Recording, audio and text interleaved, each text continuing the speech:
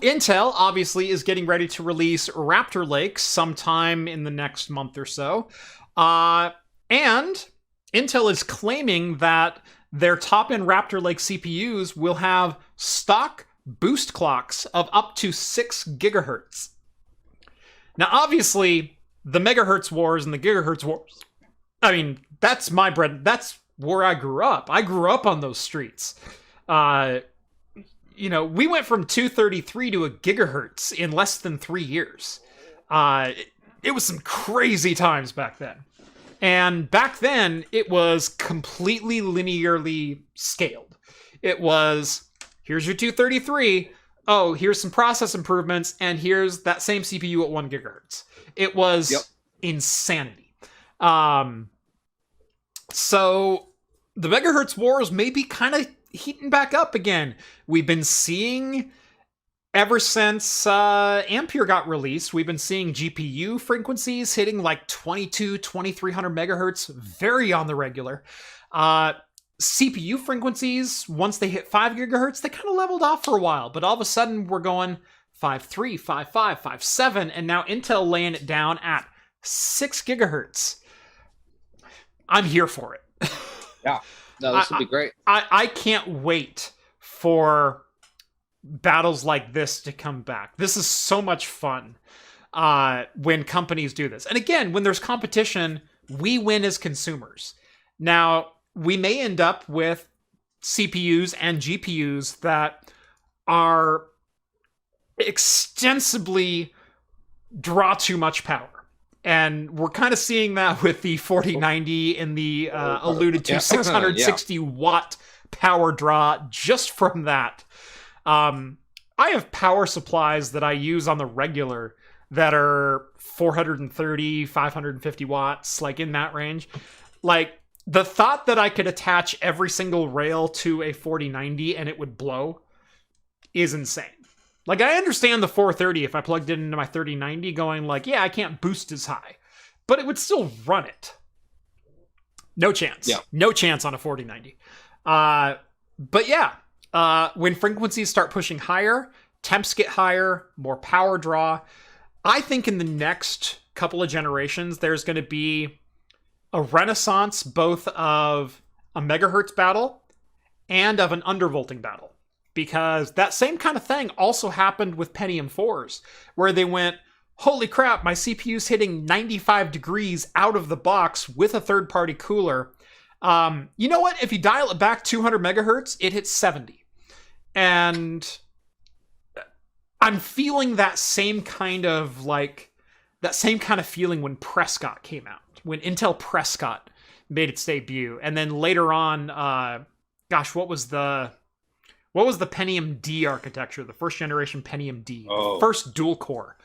That architecture was astronomically hot. It also ran at 3.6 gigahertz back in the day, which doesn't sound like a lot today, but when you consider most of the CPUs in that era were like 2.8. 3.6 was the high bar. Oh, and we doubled it with 2 CPU cores. So I'm excited. I'm excited for this upcoming generation of technology, more so than I've been excited for a very long time, probably dating back to the debut of the very first Threadripper, which coincidentally was episode 1 of Talking Heads. We talked about Threadripper got announced. Yes. So, I mean, I'm starting to feel like I've been in this scene for long enough. It feels weird. It feels weird, right? Like I'm more than 5 years into this now, and it's feeling weird that I can call back to like, yeah, that got launched the same week I launched my channel, or the same week that we did our first Talking Heads, and that was the last time that I was genuinely that excited, because of all the launches that we've had, I wasn't around as a channel or as a personality, influencer, whatever you want to call me, for the launch of Ryzen, for the launch of the 1700, 1800, and so on. That was in March of 2017. We did our first live show, first Talking Heads, I believe August of 2017, which was the week that Threadripper was announced. And again, the early influence of Ryzen was squarely targeting Intel's high-end desktop platform. It was squarely targeting X299, X99. Yep. And made an impact right away. And Threadripper was we don't need to make this threat, but we're going to. We're going to come out with a 16-core processor. And it was competitive immediately with the 7980XE. It was insane how competitive it was, especially given the price difference of $1,800 versus $1,000 for a 1950X. So, again, we haven't seen this kind of battle since that time. Like, there's been some big launches. There was Zen 2 and Zen 3 were really big launches. Coffee Lake was a really big launch for Intel with the 8000 series, finally moving to 6-core on the consumer desktop. But when I started in 2017, Pascal had already launched. And I think the Vega 64 came out right around the same time that I was launching. And so, but Vega wasn't like all that inspiring. Like, yeah, it's competitive with the 1080, but at like 50% more power draw. It wasn't as competitive as I think some people wanted it to be. Now, fine wine, it did very well. It's actually very competitive with the 1080 Ti these days because of driver optimizations and things like that. But at the time, it was kind of like, it was a lukewarm reception. There haven't been really any consumer or high-end desktop launches that have compared with that. On the enterprise space, Epic Rome is probably the next biggest one that I can remember. That it's like, we're dropping 64 cores onto a single CPU. Oh, and you can put 2 of them onto a same board. Where Intel had 28 core CPUs. And the 32 core was like, we want to crush you. And the 64 core is, and we mean it. Yeah. So that was a company throwing down. And there hasn't, those are very few and far between moments. Yeah, there really hasn't been anything impressive. I mean, like, now that I think back, the Ryzen, a launch was, like I said, I thought Zen 2 was better than Zen 1 of the Threadripper, just because, they worked a lot of the bugs out. Jeez, set on my headphones. And so that was very nice to see them. It was just a skyrocket. And all of the news for like the year and a half was Intel's got nothing. It was just us talking about how people are saying Intel's still in the game when they really weren't. And then Intel is still doing their typical, we boosted like 15% performance. Check it out. Here's the next SKU line. And it was just nothing. So yeah, you're right. Remember when Intel had no competition and it was like, here's your 7% performance gain year over year. Here's your 7% performance gain. It's like, the reviews wrote themselves for like 6 or 7 years on Intel CPUs.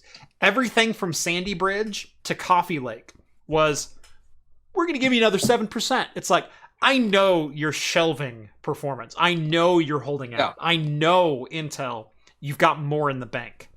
And as it turns out, they had more in the bank. It was just all on 14 nanometer. Yeah, that was their other issue. Their SKUs. Right. They were screwed. Yeah, we were talking more just about the horrible production of Intel, but there hasn't been a big advancement. The only other large thing was in the 3080s and 3070s, basically, 30 series. Yeah, Ampere has been the biggest GPU announcement that I've been excited for since I've been in this space. Pascal was the previous one. Where it's like Pascal was like, man, they took 900 series performance, they took Maxwell, and they literally doubled it. So it's been 6 or 7 years since we've seen NVIDIA or AMD either going, we're going to double the previous generation's performance. And everyone was pretty happy with Ampere. Like, Ampere was finally the response to Pascal that we had wanting. Turing, we knew all along, was pretty much a stopgap. But these Ada, these Lovelace CPUs,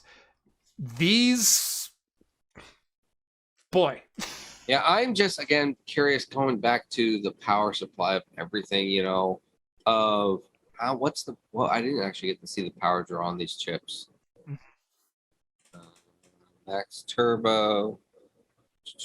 Did you see the power supply draw?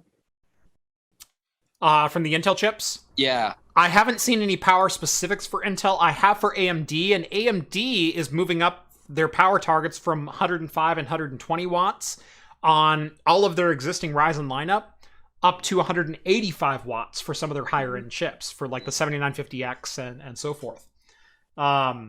That's I mean that's what we're going to be seeing though, and I'm just sitting there thinking, okay, I know these chips are going to be higher, and I'm just, man, it's cutting into your bills, it's cutting into your you have these in your work, and depending upon your business, this is going to include your power supply and your everything else. Is like, it's great to have the performance, but I also kind of want the budget Honda Accord, Mazda Civic. I want the thing that still gets the job done with a good Did you say performance. Mazda Civic? I think I did. You said Sorry. You said Mazda, Honda Accord, I said Honda Accord Mazda and Mazda Civic. Civic. Oh man, I feel bad. But you know what I meant.